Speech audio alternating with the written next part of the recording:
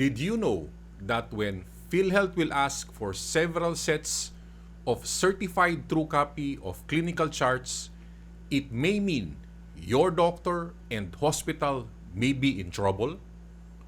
Hospitals and doctors go about it the wrong way.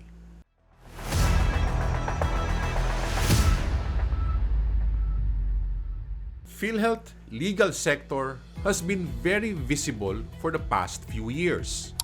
Several hospitals and doctors have received several affidavit complaints. It is like Philhealth legal sector has a quota or target on the number of affidavit complaints sent in a month or a year. It is so many wherein I know some doctors even got 2 different affidavit complaints for one patient in the same hospital and the same confinement period. Funny, right? 2 affidavit complaints on the same case but with different case numbers. So due to the several numbers of affidavit complaints received, healthcare providers scramble on how to resolve the complaints raised. Many do not know what to do, many do not know how to reply, and many do not even know how to make a good justification. So it is basically a recipe for disaster. So doctors who are not accustomed to this are stressed and suffer sleepless nights. Now here is the thing. All of these unnecessary scrambling and sleepless nights can actually be prevented.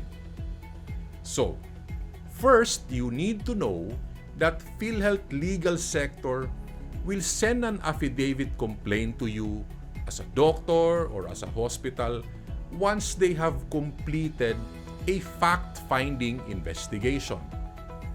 So, when does Philhealth fact-finding investigation occur?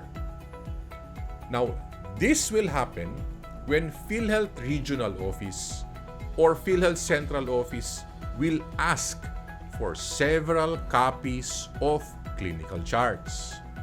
Take note, the clinical charts need to be certified true copy or CTC. You need to watch out for the request of certified true copy of clinical charts. Now, to lessen the stress and prevent panic, you need to be organized. You need to manage all of these, and you need to be prepared. So the 3 steps, once certified true copy of clinical charts are requested from the hospital medical records are the following. Step number 1, make a master list of claims requested. Now, when Philhealth legal sector asks for several sets of certified true copy of clinical charts per patient, always assume they have done their homework already. Data on your hospital and specific doctors have been extracted from Philhealth database and reviewed. Patient profile per doctor and length of stay per claim has been reviewed also. Their research is partially done. The certified true copy of the clinical chart is needed to validate the information they have. Most of the time, Philhealth lists will involve several patients covering several years. This will show how serious and extensive they are in their task. So as a hospital or as a doctor, you need to have a master list or an inventory of certified true copy of clinical charts that were submitted to Philhealth. The inventory will be your guide on how to manage the investigation. Do not be surprised. Philhealth may ask for more charts and more documents. Now, for some of my clients, they were asked to provide hundreds of charts. That means near 100 affidavit complaints are expected to come. That means they have to reply on time to all the affidavit complaints. The inventory will help you in monitoring deadlines and aging of the documents. This will be useful for your lawyer and for both the doctor and the hospital. Now, step number 2 is create an ad hoc committee. Hospitals being investigated by Philhealth must create an ad hoc committee that will validate, review, and create strategies on how to act on the potential problems resulting from the investigation. I tell my clients that most of the time, Philhealth will file a case based on several clinical charts of patients.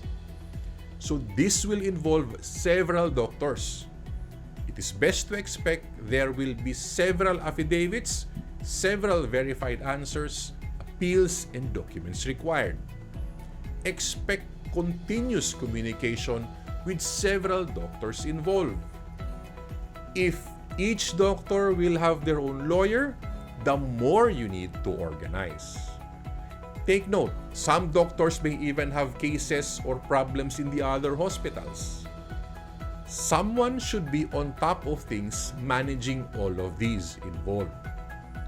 Now, I have seen hospitals who literally drown themselves due to the enormous number of cases filed against them.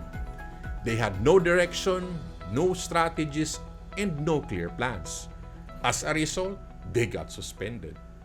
So creation of an ad hoc committee to oversee and manage legal problems will be more organized and less problematic for both the hospital and the doctor.